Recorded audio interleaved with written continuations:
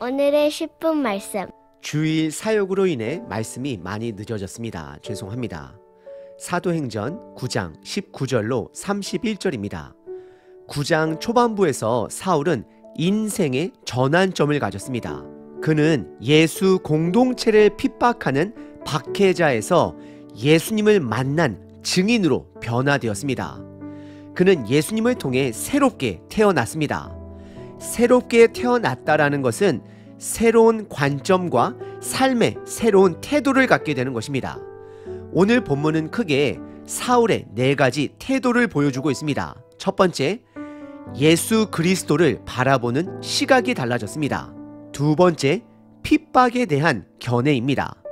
그리고 세 번째, 새로운 가족의 변화입니다. 그리고 마지막 4번째는 시간을 바라보는 시각이 달라졌습니다. 하나님의 시각을 확인하게 됩니다. 오늘 이 4가지 관점을 스스로에게 점검해 보시길 바랍니다. 첫 번째, 여러분들에게 있어서 예수님은 누구이신가요? 두 번째, 여러분 삶에 있는 고난과 핍박을 어떻게 대하시나요? 세 번째, 여러분들에게 있어서 교회의 식구는 어떤 의미인가요? 그리고 마지막 4번째, 하나님의 시간을 보실 수 있으신가요?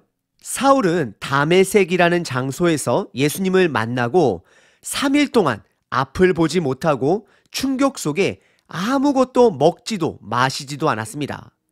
하지만 하나님은 아나니아를 보내주셔서 그의 눈이 띄어질 수 있도록 도와주시고 사울에게 첫 믿음의 친구 아나니아를 만나게 하십니다. 그리고 오늘 본문은 사울이 시력과 기력을 회복한 이후에 바로 복음 증거하는 그의 열정적인 모습을 보여줍니다. 하지만 예수 공동체는 사울을 경계합니다. 그리고 유대인들은 사울을 죽이려 합니다. 왜냐하면 그의 급진적인 변화를 모두가 의심하기 때문입니다. 오늘 본문은 지역적으로 크게 두 부분으로 구분해 볼 수 있습니다. 첫 번째는 다메섹에서의 사울입니다. 그리고 두 번째는 예루살렘에서의 사울입니다. 첫 번째 부분은 다메섹에서의 사울입니다. 다메섹은 그가 예수님을 만나 아나니아의 기도를 통해 눈을 뜬 장소입니다. 19절서부터 25절입니다. 사울이 다메섹에 있는 제자들과 함께 며칠 있을새 20절, 즉시로 각 회당에서 예수가 하나님의 아들이심을 전파하니 21절, 듣는 사람들이 다 놀라 말하되 이 사람이 예루살렘에서 이 이름을 부르는 사람을 멸하던 자가 아니냐? 여기 온 것도 그들을 결박하여 대제사장들에게 끌고 가고자 함이 아니냐 하더라. 22절, 사울은 힘을 더 얻어 예수를 그리스도라 증언하여 다메섹에 사는 유대인들을 당혹하게 하니라. 23절, 여러 날이 지남에 유대인들이 사울 죽이기를 공모하더니 24절, 그 계교가 사울에게 알려지니라. 그들이 그를 죽이려고 밤낮으로 성문까지 지키거늘 15절, 그의 제자들이 밤에 사울을 광주리에 담아 성벽에서 달아 내리느니라 라고 기록합니다. 19절 후반부에 보시면 사울이 다메섹에서 시력과 기력을 회복하고 제자들과 함께 며칠을 지냈다라고 기록을 합니다. 그리고 이어지는 20절에 즉시라는 단어가 눈에 들어옵니다. 그는 바로 전통 유대인들이 모여있는 회당에 가서 예수가 하나님의 아들이심을 전파합니다. 그의 전도는 매우 명확합니다. 예수님은 좋은 스승도 아니시고 선지자도 아닙니다. 하나님의 아들입니다. 구약에서 말한 구세주가 됨을 명확하게 선포합니다. 현대 시대에서도 여전히 여러 사람들이, 여러 종교들이 예수님을 믿지만 다르게 믿는 자들이 너무나도 많습니다.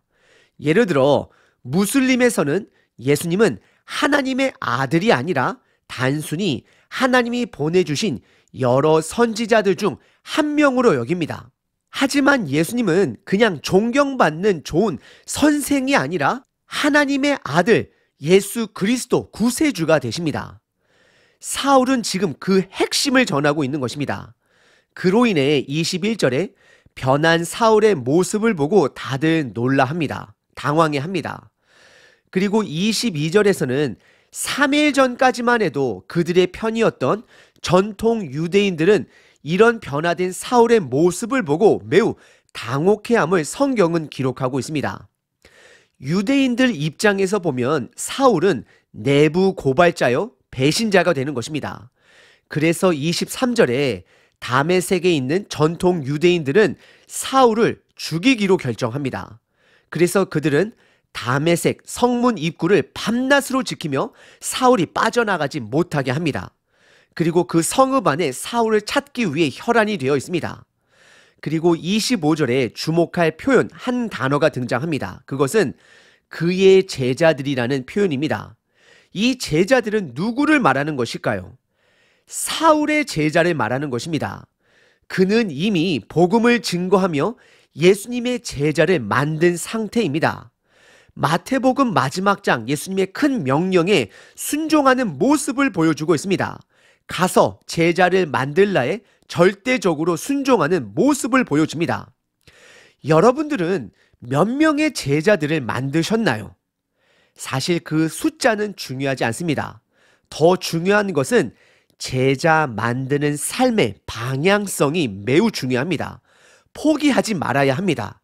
제자 만드는 것은 목사나 사역자들의 역할이 아니라 우리 모두의 역할이 됨을 기억하셔야 합니다. 사울은 그의 제자의 도움을 받아 성벽에서 광주리에 몸을 실어 무사히 성을 빠져나오게 됩니다. 오늘의 첫 번째 부분은 다메섹에서의 사울입니다. 그는 회심 후 명확하게 달라진 한 가지는 예수님에 대한 관점이 달라졌습니다. 예수님은 죽은 죄인이 아닙니다. 예수님은 부활하신 분이요 하나님의 아들 되십니다. 여러분들에게 있어서 예수님은 누구이신가요? 주일마다 목사님이 전하는 글자 속에 있는 구세주이신가요? 아니면 내가 인격적으로 만난 구세주이신가요? 두 번째 부분은 예루살렘에서의 사울입니다. 참고로 두 번째 부분은 다른 성경 말씀을 참고해야 될 부분이 있습니다.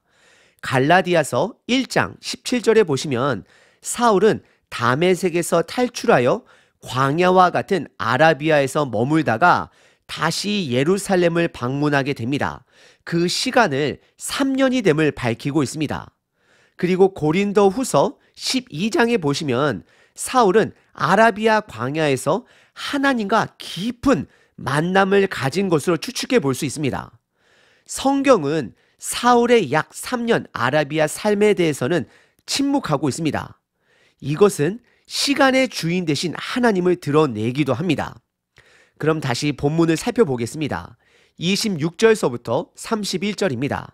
사울이 예루살렘에 가서 제자들을 사귀고자 하나 다 두려워하여 그가 제자됨을 믿지 아니하니 27절 바나바가 데리고 사도들에게 가서 그가 길에서 어떻게 주를 보았는지와 주께서 그에게 말씀하신 일과 다메섹에서 그가 어떻게 예수의 이름으로 담대히 말하였는지를 전하니라. 28절 사울이 제자들과 함께 있어 예루살렘에 출입하며 29절 또 주 예수의 이름으로 담대히 말하고 헬라파 유대인들과 함께 말하며 변론하니 그 사람들이 죽이려고 힘쓰거늘 30절 형제들이 알고 가이사랴로 데리고 내려가서 다소로 보내니라.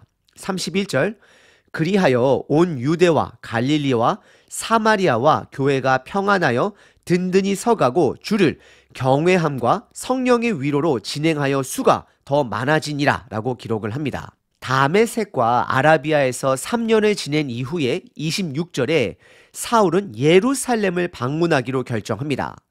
사실 예루살렘은 사울에게 있어서 매우 위험한 장소입니다. 왜냐하면 그곳은 전통 유대인들의 본부가 되기 때문입니다. 하지만 사울은 그런 핍박을 두려워하지 않습니다. 여기서 사울의 두 번째 관점을 확인하게 됩니다. 그것은 그가 바라보는 핍박에 대한 시각입니다. 사울은 아나니아를 통해 그가 이방인들과 왕들과 유대 자손들을 위해 쓰임받을 자라는 것을 알았을 것입니다. 그래서 그는 그의 생명 또한 하나님께 맡깁니다. 하나님을 신뢰합니다. 그래서 그는 핍박을 두려워하지 않습니다. 여러분들 또한 죽음을 두려워하지 않는 여러분 되시길 바랍니다. 그리고 그가 예루살렘에 방문하는 목적은 예수 공동체 제자들과 사귐을 갖기 위해서입니다. 하지만 26절에 다들 사울의 회심을 믿지 못하고 두려워합니다. 하지만 하나님은 그 당시 누구나 인정했던 믿음의 사람 바나바를 중재자로 세우십니다. 바나바는 사울을 데리고 12 사도들을 만나게 합니다.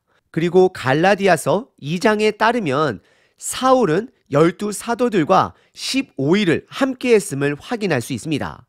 그는 15일 동안 사도들에게 어떻게 다메섹에서 예수님을 만나고 어떻게 변화되었고 예수를 증거하였는지에 대해 설명했을 것입니다. 그리고 12 사도들 또한 사울을 검증하는 시간을 가졌을 것입니다. 그로 인해 결국 12 사도들은 사울을 인정하게 됩니다. 그리고 사울은 예루살렘에서 거센 반발이 있을 것을 알면서도 담대하게 예수 그리스도의 이름을 증거합니다.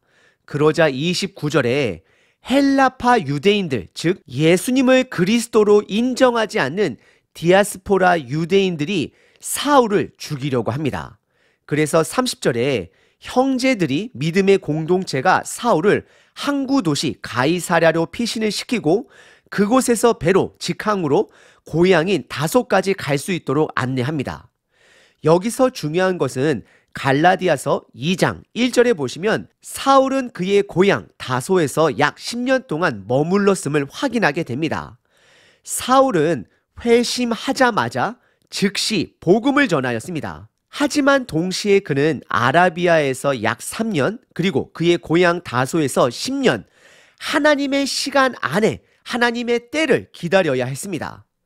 그리고 이어지는 31절에 교회가 온 유대와 갈릴리와 사마리아에 든든히 세워져 가고 성령님의 인도함으로 제자들의 숫자가, 교인들의 숫자가 점점 많아짐을 기록합니다. 오늘 본문의 두 번째 부분은 예루살렘에서의 사울입니다. 오늘 본문을 보시면 사울의 4가지 태도를 확인할 수 있습니다. 첫 번째, 그는 예수님에 대한 자세가 변하였습니다. 예수님은 하나님의 아들입니다. 그는 그분을 증거하는데 주저함이 없습니다. 그래서 두 번째 태도는 핍박에 대한 자세입니다. 물론 핍박하는 자들이 그를 죽이려 하자 몸을 피하기도 했습니다. 하지만 그의 피함은 두려움으로 인한 도망이 아닌 복음을 증거하기 위한 이동이었습니다. 그는 핍박을 두려워하지 않습니다. 그래서 그는 예루살렘 방문도 과감하게 했던 것이었습니다. 그리고 세 번째는 새로운 가족의 변화입니다. 다메섹이라는 마을에서는 아나니아의 도움이 있었고 예루살렘에서는 그를 도운 바나바가 있었습니다. 믿음의 가족이 생긴 것입니다. 여러분들은 이런 믿음의 가족이 있으신가요? 그리고 마지막 4번째는 하나님의 시간입니다. 하나님의 때를 말하는 것입니다. 사울은 아라비아에서 약 3년 그리고 그의 고향 다소에서 10년이라는 시간 동안 기다리게 됩니다. 하나님은 분명 그 시간 동안 사울을 훈련시켰을 것입니다. 앞으로 펼쳐질 이야기는 우리가 잘 알다시피 사울은 안디옥 교회에서 파송을 받아 선교 여행을 떠나게 됩니다. 그로 인해 사울은 신약 성경책의 절반 이상을 쓸 정도로 하나님은 그의 삶을 통해 복음의 사건을 증거하게 하십니다. 저와 여러분들이 믿음의 사람이라면 우리 삶 속에 크고 작은 복음의 이야기가 반드시 있어야 합니다. 그러기 위해서는 예수님을 바라보는 관점이 달라져야 합니다. 그분은 나의 예수님, 구세주가 되어야 합니다. 우리의 주님이 되어야 합니다. 그럼 내 삶에 있는 고난과 핍박을 바라보는 시각이 달라지고 교회 식구들을 보는 시각이 달라질 것입니다. 교회 식구는 복음을 함께 나누는 사역을 하나님의 나라의 일을 감당하는 동역자가 되어야 합니다. 교회를 배로 비유하자면 전투선이 되어야 합니다. 하지만 현대교회는 언제부터인가 여행선인 크루즈로 변질되어 있지 않은가 돌아보게 됩니다. 그리고 현재 나에게 주어진 시간은 예수님과 동행함으로 나의 시간이 아닌 하나님의 시간으로 살아가시는 저와 여러분 되시길 기도합니다. 오늘 하루도 하나님의 시간으로 살아가시는 저와 여러분 되시길 다시 한번 강조합니다. 365일 기도문입니다. 시편 97편 10절. 여호와를 사랑하는 너희여 악을 미워하라. 그가 악인의 손에서 건지시느니라. 의인을 위하여 빛을 뿌리고 마음이 정직한 자를 위하여 기쁨을 뿌리시는도다. 날마다 일용할 양식과 햇빛과 단비를 주시는 아버지를 찬양합니다. 한 해를, 한 달을, 하루를 하나님의 시간으로 감사하며 살아가는 자 되게 하소서. 내가 여호와를 사랑한다 하면서 악을 동시에 사랑하지 않게 하소서.